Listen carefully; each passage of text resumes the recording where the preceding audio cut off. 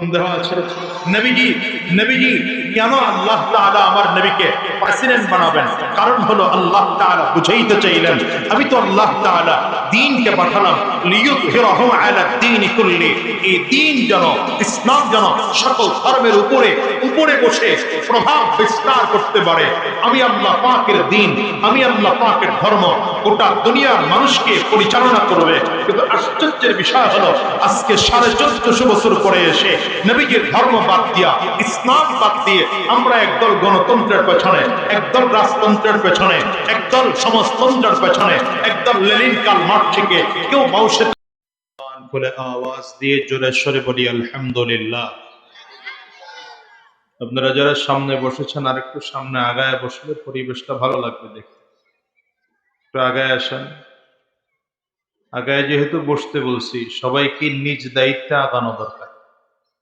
আমাদের দেশটা এই জন্যই উন্নত হয় না। আমরা সবাই চাই দেশটা ভালো হোক, কিন্তু নিজে ভালো হই না। এখানে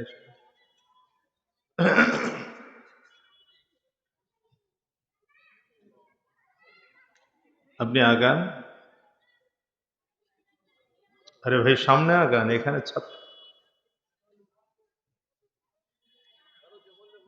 চটের শেষ পর্যন্ত। হ্যাঁ, এখানে আগে আসেন, তাহলে তো হবে।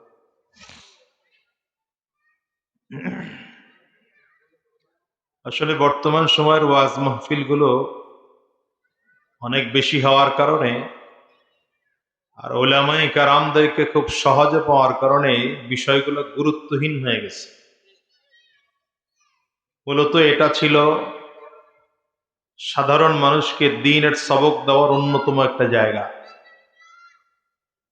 মাহফিলগুলোতে এসে যদি মনোযোগী হয়ে বসা না যায়, যার কথা শুনতে আসছি তার দিকে তাকায় যদি কথা শোনা না যায়, তো এই বসার কোনো ফায়দা নেই। তো এই বসারও কোনো মূল্য নেই। এই যে আল্লাহর ওলিরা এতজন ওই সাইডে বসে রয়েছে, কি কারণে আল্লাহ ভালো জানে। এখানে ফাঁকা জায়গার সামনে যিনি কথা বলেন তার সামনে ফাঁকা, ওই সাইডে এত ভৈরা রেখে কোনো লাভ আছে? কোন বুদ্ধিতে বসছেন আপনারা আল্লাহ ভালো জানেন।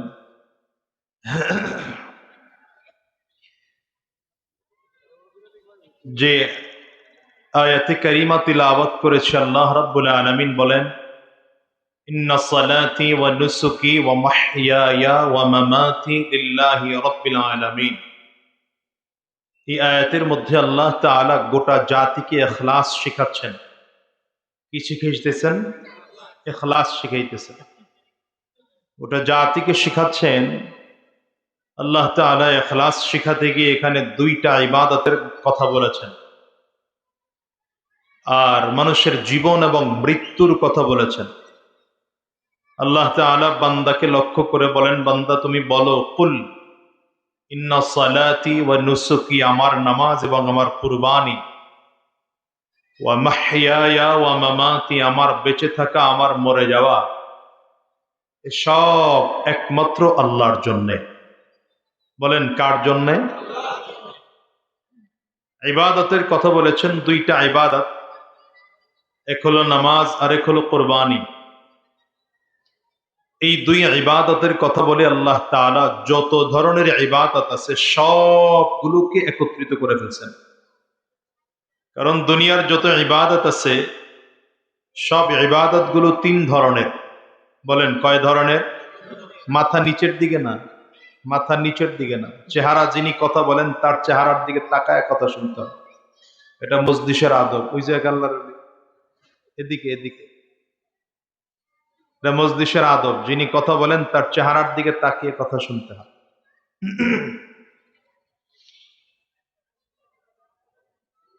যত ইবাদত আছে সমস্ত ইবাদত তিন ধরনের। বলেন কয় ধরনের? একটা ইবাদত হলো এক ধরনের ইবাদত যেটাতে শারীরিক কষ্ট হয় কিন্তু অর্থ খরচ হয় না। এটাকে বলা হয় জানি ইবাদত। শারীরিক কষ্ট হয় কিন্তু সম্পদ খরচ হয় না। যেমন নামাজ, নামাজ পড়লে শারীরিক কষ্ট হয় কিন্তু টাকা খরচ হয়। রোজা, রোজা রাখলে শারীরিক কষ্ট হয় কিন্তু সম্পদ খরচ হয় না। এই জাতীয় কিছু ইবাদত আছে যে ইবাদত গুলোতে শুধু জানের খরচ হয় জানের কষ্ট হয়, শারীরিক কষ্ট হয়, কিন্তু মাল খরচ হয় না।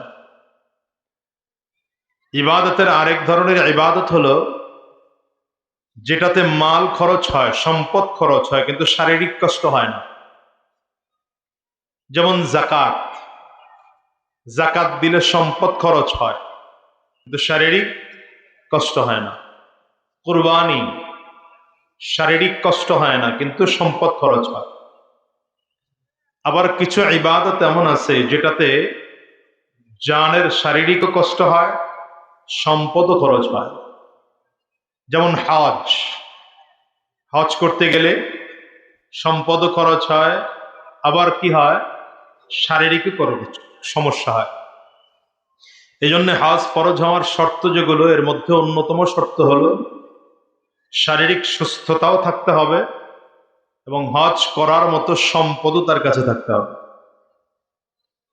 আল্লাহ তাআলা দুই ধরনের ইবাদতের নাম বলে গোটা দুনিয়ার সব ইবাদতকে বলেছেন। আল্লাহ বলেন, আমার নামাজ এবং আমার কুরবানি। বান্দা বলো, নামাজ হলো জানি ইবাদত, কুরবানি হলো মালি ইবাদত। আল্লাহ তাআলা বুঝাইলেন, যদিও দুইটা ইবাদতের নাম বলা হয়েছে, কিন্তু আল্লাহ বুঝাইতে চাইলেন পৃথিবীর সকল ইবাদত, সেটা নামাজ, রোজা, হজ, যাকাত, পর্দা, হালাল হারাম বেছে চলা, সত্য পথে চলা, যত ধরনের ইবাদত আছে সব আল্লাহ বলেন এই ইবাদত করে করে করে করে একটা একটা করে কয়টার নাম বলবা, তার থেকে একসাথে বলে ফেলো, আমার বেঁচে থাকা, আমার মরে যাওয়া, এই সব আল্লাহর জন্য। এবার আপনি বলেন, নামাজ পড়বো কার জন্যে? জোরে বলেন না কেন? নামাজ পড়বো কার জন্যে? রোজা রাখবো কার জন্যে? হজ করবো কার জন্যে? যাকাত দেব কার জন্যে? পর্দা করব কার জন্যে? খুব ভালো করে বুঝেন। এটা হলো এক কথা। দ্বিতীয় কথা হলো, যে কোনো ইবাদত কবুল হওয়ার জন্য শর্ত হলো দুইটা। বলেন, যে কোনো ইবাদত কবুল হওয়ার শর্ত কয়টা? কথা বলে না সবাই। যে কোনো ইবাদত কবুল হওয়ার শর্ত কয়টা? এক হলো ইবাদতটা হতে হবে আল্লাহর জন্যে। একটু আগে যেটা বললাম, ইবাদতটা হতে হবে কার জন্যে? দ্বিতীয়, ইবাদতটা হতে হবে নবীজির তরিকায়। ইবাদত হতে হবে কার তরিকা? আল্লাহর জন্যে নামাজ, কিন্তু তরিকাটা নবীজির না, তাইলে এই নামাজ কবুল না। অথবা তরিকাটা নামাজ নবীজির হয়েছে, কিন্তু নামাজটা আল্লাহর জন্য পড়লাম না, এই নামাজও আল্লাহর কাছে কবুল না। আমাদের সমাজে একটা নামাজ প্রচলিত আছে হেজবুত তাওহীদের।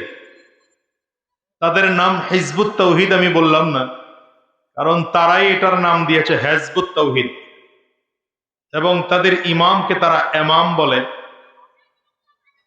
এদের নামাজের সিস্টেমটা পুরোটা ভিন্ন। উম্মতে মুহাম্মদী এই স্টাইলে নামাজ পড়ে না। আমাদের নামাজ কেমন? তাকবীরে তাহরিমা বাদনাম তো চমৎকার করে কান বরাবর হাত উঠিয়ে হাতের আঙ্গুলের উপরি ভাগটুকুকে কিবলামুখী করে আল্লাহু আকবার বলে হাত বেঁধে এরপরে বাঁধলাম। হাত কোথায় বাঁধবো এটা নিয়ে ইখতিলাফ আছে। হানাফি মাযহাবের মুফতাবি কওল হলো, হাত বাম হাতের উপরে ডান হাত রেখে ছেড়ে দেন, যেখানে গিয়ে পড়বে ব্যাস এটাই আপনার হাত বাঁধার জায়গা। কিন্তু এই হিজবুত তাওহীদের নামাজের ধরন কেমন? এদের নামাজ হলো হাত দিলাম, খুব জোরে সরে, যেমন করে এই যে ট্রেনিং হয়, সোলজাররা যেভাবে ট্রেনিং দেয়, এই কায়দায় হাত বাঁধতে হবে। হাত আস্তে আস্তে করে নিয়ে সুন্দর করে বাঁধবেন, তা হবে না। এদের হাত বাঁধার স্টাইল কেমন? আল্লাহু আকবার বলে খুব দ্রুত গিয়ে হাত নিয়ে দিতে হবে। আপনারা তাদের নামাজ দেখেন নাই মনে হয়? ঢাকা শহরের মানুষ না দেখলে কেমন হবে? আবার রুকুতে গেলাম, তো উম্মতে মুহাম্মদী বা আহলুস সুন্নাত ওয়াল জামাত রুকুতে যায় কেমনে? আল্লাহু আকবার বলতে বলতে আস্তে আস্তে করে রুকুতে চলে যায়। রুকু থেকে আবার আস্তে আস্তে সোজা হয়। তাদের রুকুটা কেমন? খুব দ্রুত যেতে হবে, আবার দ্রুত উঠতে হবে। সাজদায় গেলে এত জোরে টাক দিতে হবে কপাল রে, সামনে পাথর টাথর থাকে তাইলে কপাল ফাটতেও পারে। নামাজ তো যদিও তারা আল্লাহর জন্য পড়ে কেউ কেউ, কিন্তু নামাজটা নবীজির তরিকায় হয় নাই। বলেন এই নামাজ কি কবুল হবে? আসতে বলে কেন? এই নামাজ কি কবুল হবে? তাহলে যে কোনো ইবাদত কবুল হওয়ার জন্য শর্ত কয়টা বলেন? এক নম্বর, ইবাদত হতে হবে কার জন্য? আঙ্গুল উঁচা করে চিৎকার করে জোরে বলেন, ইবাদত হতে হবে কার জন্য? সবাই আঙ্গুল উঁচা করতে পারলেন না, অলস জাতি, উঁচা করেন। হ্যাঁ, ইবাদত হতে হবে কার জন্য? দ্বিতীয় নম্বরে, ইবাদতটা হতে হবে নবীজির তরিকায়। এবার বলেন, নামাজ কবুল হওয়ার জন্য শর্ত কয়টা? দুইটা। হতে হবে কার জন্যে? হতে হবে কার তরিকায়? হ্যাঁ। রোজা কবুল হওয়ার জন্য শর্ত কয়টা? দুইটা। কথা কয় না। রোজা কবুল হওয়ার জন্য শর্ত কয়টা? হতে হবে কার জন্যে? হতে হবে কার তরিকায়? যাকাত কবুল হওয়ার জন্য শর্ত কয়টা? হতে হবে কার জন্যে? হতে হবে কার তরিকায়? হজ কবুল হওয়ার জন্য শর্ত কয়টা? হতে হবে কার তরিকায়? হতে হবে কার জন্যে? হতে হবে কার তরিকায়? রাজনীতি কবুল হওয়ার জন্য শর্ত কয়টা? প্যাচটা এখানেই। এই জায়গাটা যদি না বুঝেন, আগামীর কথা কিছুই বুঝবেন না। এখন রাজনীতি কবুল হওয়ার জন্য শর্ত কি শর্ত না, এটা বলার আগে আগে ক্লিয়ার থাকতে হবে রাজনীতিটাও ইবাদত কিনা। বুঝেন এই কথা? নামাজ ইবাদত, রোজা ইবাদত, হজ ইবাদত, পর্দা ইবাদত, যাকাত ইবাদত, রাজনীতি আসতে কয়তো বলেন? সন্দেহ আছে না? এটা হুজুররা করে না তো এই জন্য ইবাদত নাও হইতে পারে। হ্যাঁ, এত বছর বসে ইংরেজরা আপনাদের মাথায় এটা ঢুকাতে তারা সফল হয়েছে যে রাজনীতি এটা কোনো ইবাদতের মধ্যেই পড়ে না। ইবাদত মানে হলো মাথায় টুপি থাকবে, ইবাদত মানে হলো নামাজ থাকবে, ইবাদত মানে রোজা থাকবে। রাষ্ট্র চালাবে চোর, রাষ্ট্র চালাবে গুন্ডা, রাষ্ট্র চালাবে বদমাশ, রাষ্ট্র চালাবে চরিত্রহীন মানুষ, আর আল্লাহর ওলিরা খালি মসজিদে সাজদা দিবে আর নামাজ পড়বে, আর কোনো কাম নেই। ইবাদত কি ইবাদত না এটা বুঝার আগে আপনাদের কাছে প্রশ্ন করি, বুঝে শুনে উত্তর দিবেন। আমার কথা বলেন না, সামনে আগে বসে, সামনে আগে বসে। আমার আমার স্টেজে কথা বলা যায় না, খুব ঠান্ডা মাথায় কথা শুনতে হয়।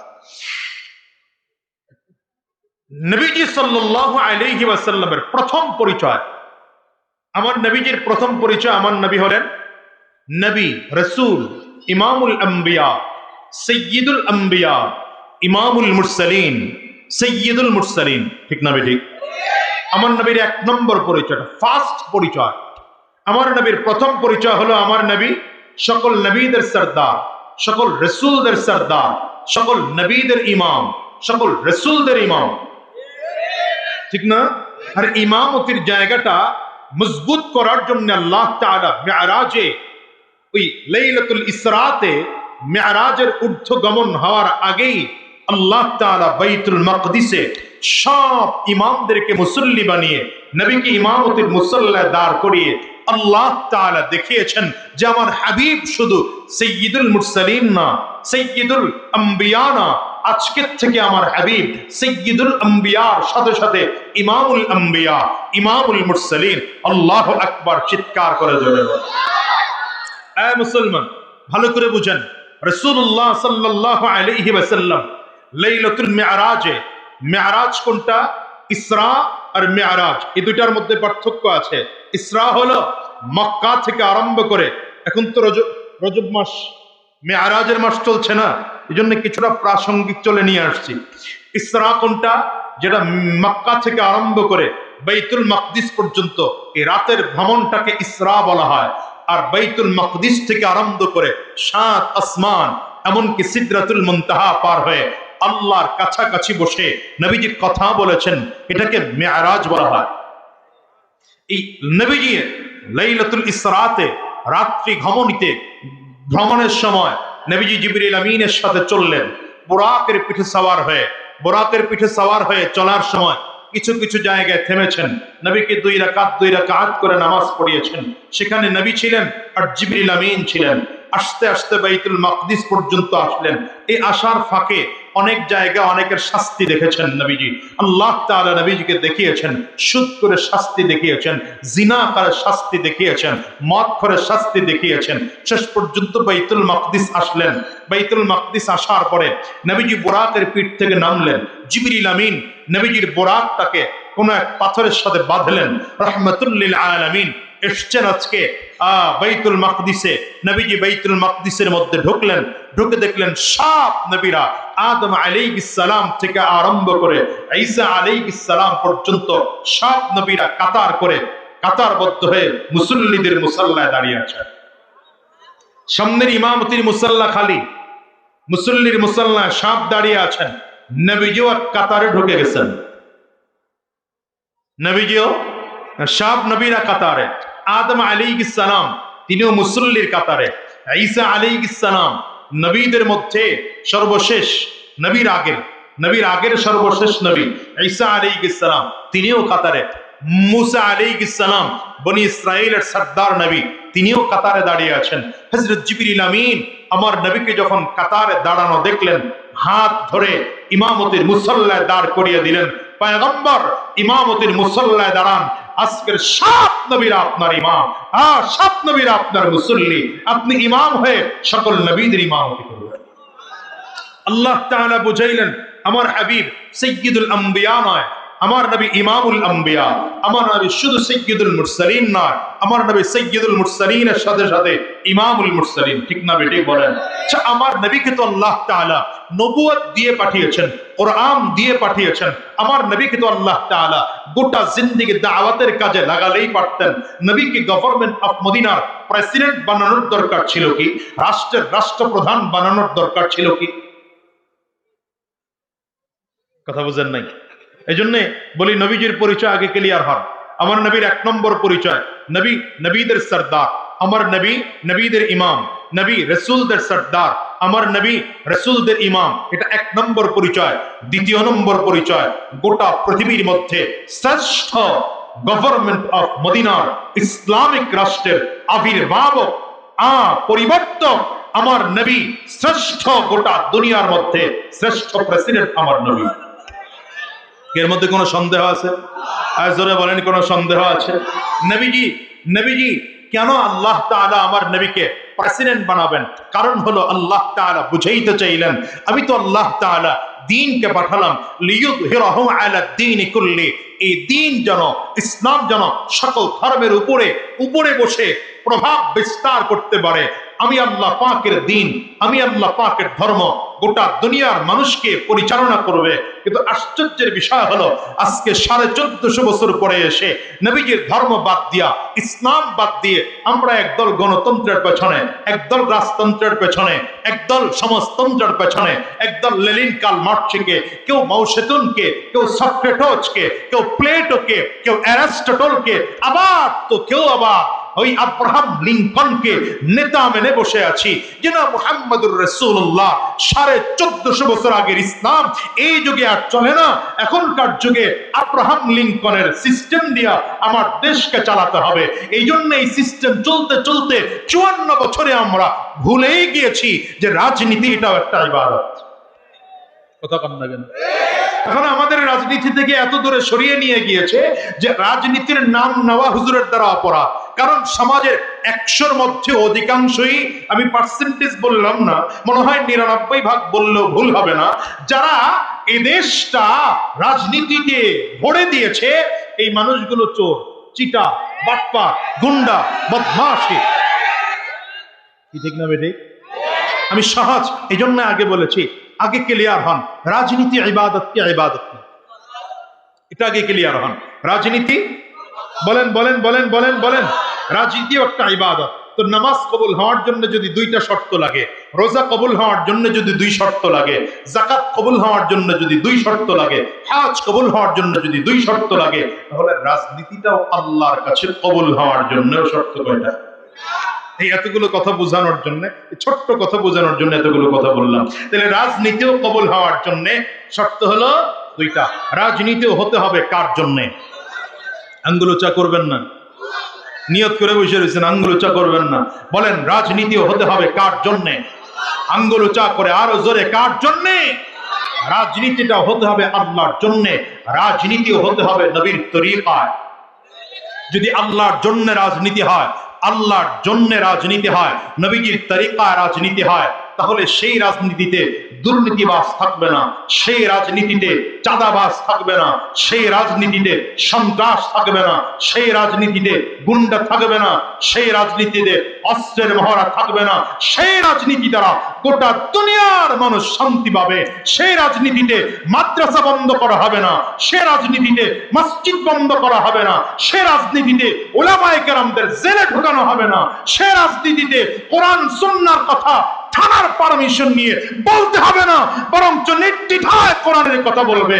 সেই রাজনীতি মসজিদের ইমামের বেতন দিবে, সেই রাজনীতি মাদ্রাসার হুজুরদের বেতন দিবে, সেই রাজনীতি এদেশে শান্তি প্রতিষ্ঠা করবে, গোটা মানুষ শান্তিতে থাকবে, মা ধর্ষিত হবে না, বম ধর্ষিত হবে না, মা লাঞ্ছিত হবে না, বম ধর্ষিত হবে না।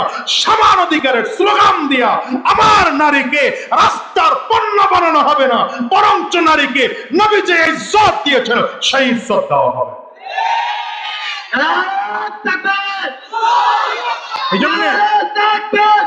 এই জন্য আগে এটা ক্লিয়ার হন, রাজনীতিটাও ইবাদত। বলেন হ্যাঁ, তাহলে সকল ইবাদত কবুল হওয়ার জন্য শর্ত কয়টা? এক নম্বর ইবাদত হতে হবে কার জন্যে? দ্বিতীয় নম্বর ইবাদত হতে হবে কার তরিকায়? নামাজ, রোজা, হজ, যাকাত, পর্দা।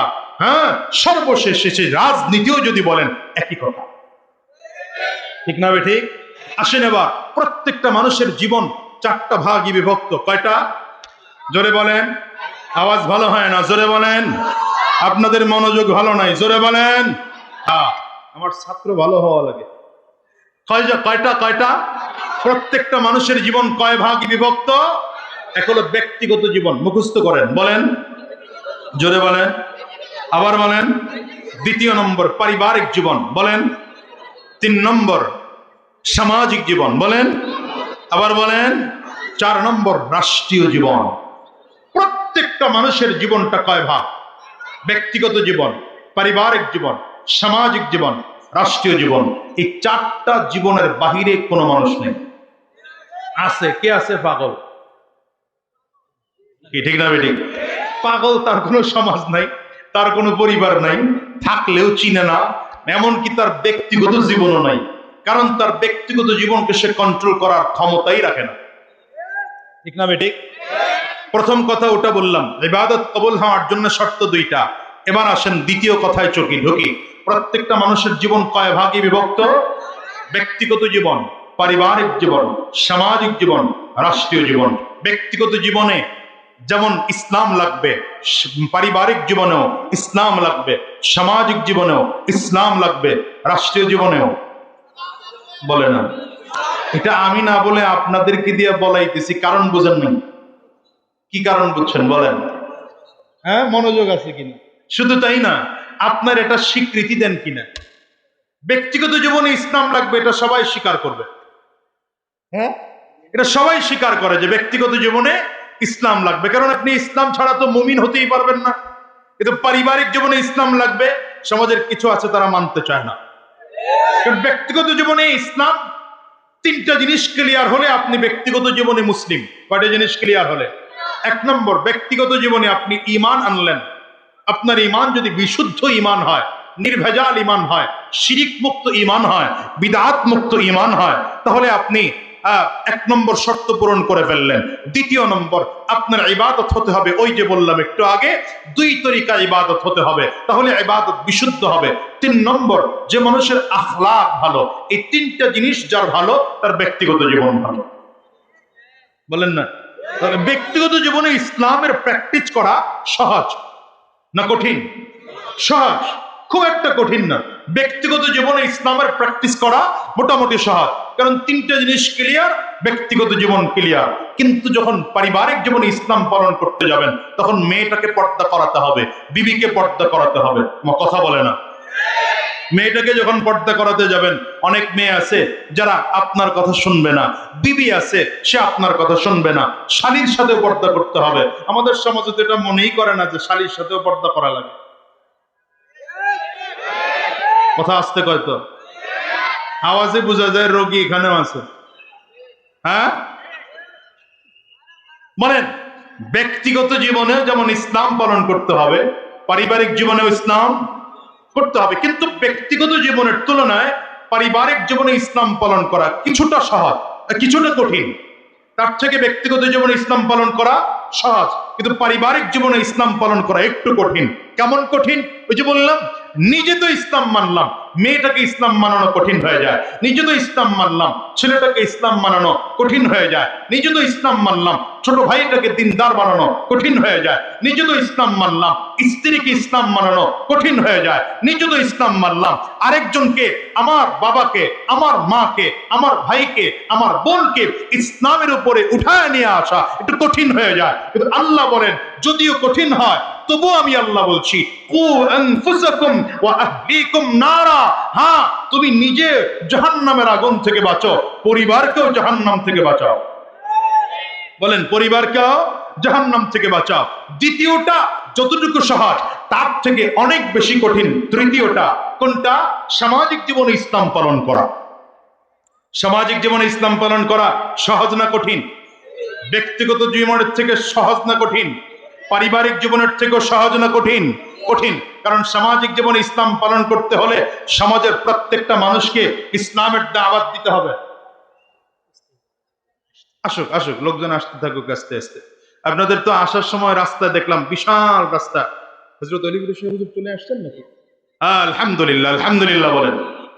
হ্যাঁ, আমাদের হযরত আজকের মাহফিলের প্রধান অতিথি, প্রধান আলোচক, মুনাজির জামান, আহলুস সুন্নাত ওয়াল জামাতের একচ্ছত্র তরজমান হযরতুল আল্লাম আল্লামা নুরুল ইসলাম ওলিপুরি সাহেব দামাত বারাকাতুহুমুল আলিয়া হযরত আলহামদুলিল্লাহ আমাদের মাঝে চলে এসেছেন।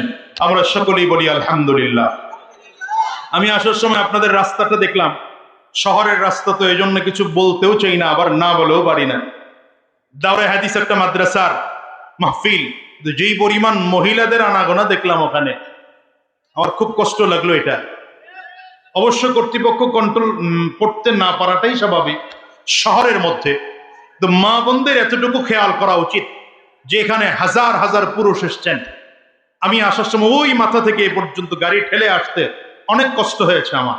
কার গায়ে উঠে যায়, কার গায়ে লেগে যায় সেই চিন্তা করতেছিলাম। সেখানে মা বোনদের যে অবাধ চলাফেরা দেখেছি, এটা একটা মাদ্রাসার মাহফিলে মানায় না। এটা ওই যাত্রা টাত্রা হতো তাহলে মানাইতো, অথবা ওই যে কি বলে না, যে মেলা খেলা হতো তাহলে মানাইতো। এই জন্য মা বোনদের কান পর্যন্ত যদি আমার মাইকের আওয়াজ চলে যায়, আপনাদেরকে বলবো, আপনারা প্রত্যেকে দায়িত্বশীল মা, দায়িত্বশীল বোন, দ্রুত পর্দার মধ্যে ঢুকে যান। মাহফিলটা সওয়াবের জায়গা, এখানে যেন গুনাহ না হয়। ঠিক আসতে বলেন কেন? এই আপনারা খালি সব জায়গায় ঠিক ঠিক ঠিক ঠিক আসতে বলেন, এই আসতে বলেন কারণেই তো সব জায়গায় ভেজাল হয়। আরে ভাই, এখন কি আর ঠিক আসতে বলার সময় আছে নাকি? এটা 24-এর পরের বাংলাদেশ। কথা বলে না কারা? 24-এর পরের বাংলাদেশ। উলামায়ে কেরাম এখন স্বপ্ন দেখছে আগামীর বাংলাদেশ ইসলামের বাংলাদেশ হবে, আগামীর বাংলাদেশ কোরআন সুন্নাহর বাংলাদেশ হবে, আগামীর বাংলাদেশ ইনসাফের বাংলাদেশ হবে, আগামীর বাংলাদেশ উলামায়ে কেরামদের হবে, আগামীর বাংলাদেশ দাড়িওয়ালা টুপিওয়ালা জুব্বাওয়ালাদের হবে, আগামীর বাংলাদেশ মুসলিম জনতার হবে। এই বাংলাদেশ করার জন্য উলামায়ে কেরামদের ডাকে সাড়া দিয়ে যদি আপনাদের রক্ত দিতে হয়, রক্ত দেওয়ার জন্য তৈয়ার থাকবেন। যদি জীবন দিতে হয়, কারা কারা জীবন দিতে তৈয়ার আছে? দুই হাত উঁচু করে আল্লাহকে দেখা।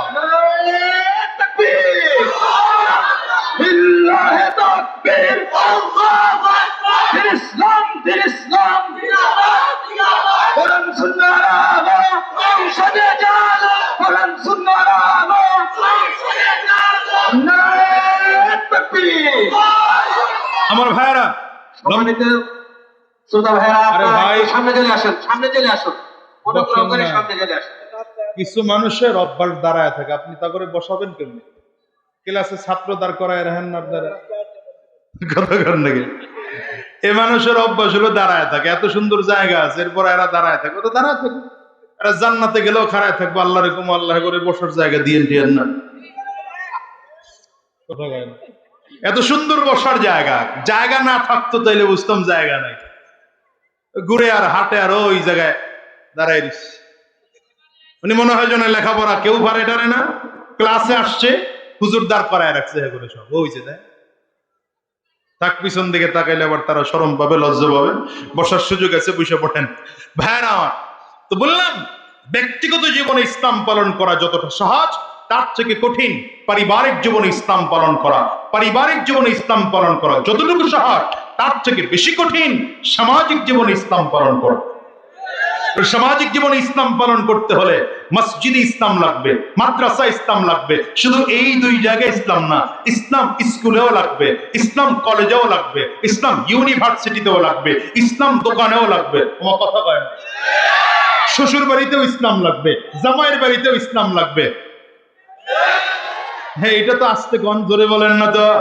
এই উত্তরের মুসলমান বলো, সামাজিক জীবনে ইসলাম পালন করতে হলে শুধু ভাই, শুধু বাবা, শুধু মা, শুধু স্ত্রী, শুধু সন্তানদেরকে দিনদার বানালেই হবে না, বরঞ্চ সাথে সাথে শ্বশুর বাড়িতেও ইসলাম লাগবে, জামাইয়ের বাড়িতেও ইসলাম লাগবে, বোন জামাইয়ের বাড়িতেও ইসলাম লাগবে, নানার বাড়িতেও ইসলাম লাগবে, তাওয়ের বাড়িতেও ইসলাম লাগবে, মাওয়ের বাড়িতেও ইসলাম লাগবে, 14 গোষ্ঠীর মধ্যে ইসলাম লাগবে, প্রতিবেশীর সাথেও ইসলাম লাগবে, প্রতিবেশীর সাথেও ইসলাম লাগবে। প্রতিবেশীর সাথে ইসলাম কেমন?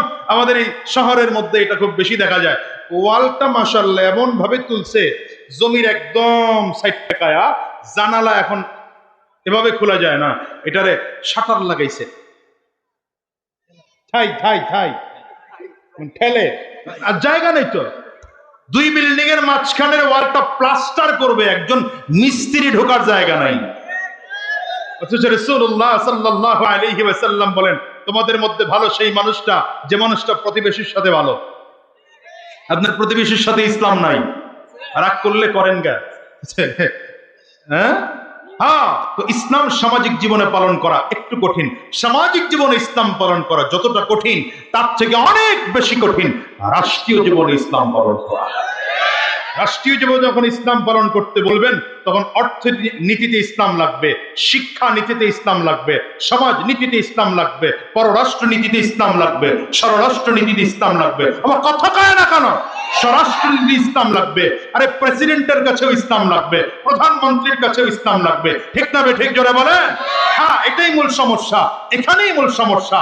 আপনি ব্যক্তিগত জীবনে ইসলাম পালন করবেন, পারিবারিক জীবনে ইসলাম পালন করবেন, সামাজিক জীবনে ইসলাম পালন করবেন, তেমন একটা বাধার সম্মুখীন হবে না। কিন্তু যখনই আপনি যাবেন রাষ্ট্রে ইসলাম পালন করার জন্য, আর রাষ্ট্রে ইসলাম পালনের কথা যখনই বলবেন, তখন আপনাকে একদল গালিগালাজ দেওয়া শুরু করবে। কেউ আপনার বিরুদ্ধে মামলা দেবে, কেউ আপনাকে হামলা করবে, কেউ আপনার দেশ থেকে বের করে দেওয়া চক্রান্ত আর ষড়যন্ত্র করবে। আর এ কারণেই তো আল্লামা মামুনুল হককে জেলের মধ্যে ঢুকানো হয়েছিল, এ কারণেই তো উলামায়ে কেরামদের বিরুদ্ধে মামলা দেওয়া হয়েছিল, এ কারণেই তো মাদ্রাসা বন্ধ করে দেওয়ার চক্রান্ত ষড়যন্ত্র করা হয়েছিল, এ কারণেই তো মসজিদের ইমামের চাকরি থেকে শেষ করে দেওয়া হয়েছিল। কিন্তু মনে রাখবেন, বিজয় বাতিলের হয় না, শেষ হাসি মুসলমানরা হাসে, হকের বিজয় শেষ বিজয় হয়। ঠিক কিনা? আওয়াজ করে।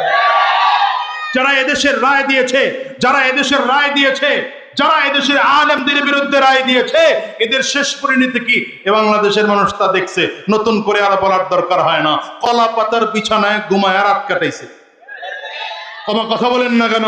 যারা উলামায়ে কেরামদের বিরোধিতা করেছে, তাদের শেষ পরিণতি কি এই জাতি তাও দেখেছে। কেমন দেখেছে? লম্বা লম্বা দাড়ি, মাশাআল্লাহ। হঠাৎ করে দেখলাম দাড়ি নাই, চুলে কলপ লাগায় কালো হয়ে গেল, প্যান্ট শার্ট খুলে টাই পরে ফেললো, আরে আর কি বলে যে লুঙ্গি পরে ফেললো, মাছের টলারে উঠে নিজেকে জাল্লা পরিচয় দিল। এ হলো শেষ পরিণতি। আর উলামায়ে কেরামদের চেহারার দিকে তাকান, আলহামদুলিল্লাহ তখনও দেশে ছিলাম, এখনো দেশে আছি, তখনও মাথা উঁচু করে কথা বলেছি, এখনো মাথা উঁচু করে কথা বলছি। হয়তো মামলা দিয়েছেন, আমার মতো ছোট হুজুরের বিরুদ্ধে 3-4টা মামলা দিয়ে রাখছেন, হোক না মামলা। আরে আল্লাহর কোরআনের কথা বলেছি, বলছি, বলবো, কেউ ঠেকাতে পারবে না। ঠিক কিনা? আওয়াজ করে বল। সুতরাং কষ্টের জায়গাটা এখানে। আপনি যখন রাষ্ট্রে ইসলাম কায়েম করতে যাবেন, সেখানে রক্ত ঢালার প্রয়োজন হতে পারে, সেখানে জীবন দেওয়ার প্রয়োজন হতে পারে। বলেন বলেন, সেখানে জীবন দেওয়ারও প্রয়োজন হতে পারে। হোক না, মুসলমান তো এই রাস্তায় রক্ত দিতে তৈয়ার, মুসলমান তো এই রাস্তায় জীবন দিতেও তৈয়ার। দেখেন না, ওসমান হাদি মরে গেছে, আপনারও তো বলেন মরে গেছে, আমি তো বলি শহীদ হয়েছে। হযরত সাদ বিন আবি ওয়াক্কাস রাদিয়াল্লাহু আনহু, চিনেন তো সাদ বিন আবি ওয়াক্কাস রাদিয়াল্লাহু আনহুকে, যিনি নবীজির 10 জন শুভ সংবাদ প্রাপ্ত জান্নাতি মশহুর সাহাবীদের একজন ছিলেন সাদ বিন আবি ওয়াক্কাস রাদিয়াল্লাহু আনহু। দ্বিতীয় জন আব্দুল্লাহ ইবনে জাহাশ রাদিয়াল্লাহু আনহু। সাদ বিন আবি ওয়াক্কাস আর আব্দুল্লাহ ইবনে জাহাশ রাদিয়াল্লাহু আনহু। মাশাআল্লাহ, হুজুর চলে আসছেন, আমি আর আলোচনা বাড়াইতে পারবো না, আমি এখানেই শেষ করছি। ওই অগোছালো কথা শুধু এতটুকুই বলবো, ব্যক্তিগত জীবনে ইসলাম লাগবে, পারিবারিক জীবনে ইসলাম লাগবে, সামাজিক জীবনে ইসলাম লাগবে, রাষ্ট্রীয় জীবনে ইসলাম লাগবে। আর ইবাদত কবুল হওয়ার শর্ত ওই দুইটা। আল্লাহ আমাদের সকলকে কথাগুলোর উপরে আমল করার তৌফিক দান করুন, বেহুদা কথা থেকে আল্লাহ বেঁচে থাকার তৌফিক দান করুন। ওয়া মা তাওফীকি ইল্লা বিল্লাহ। আসসালামু আলাইকুম।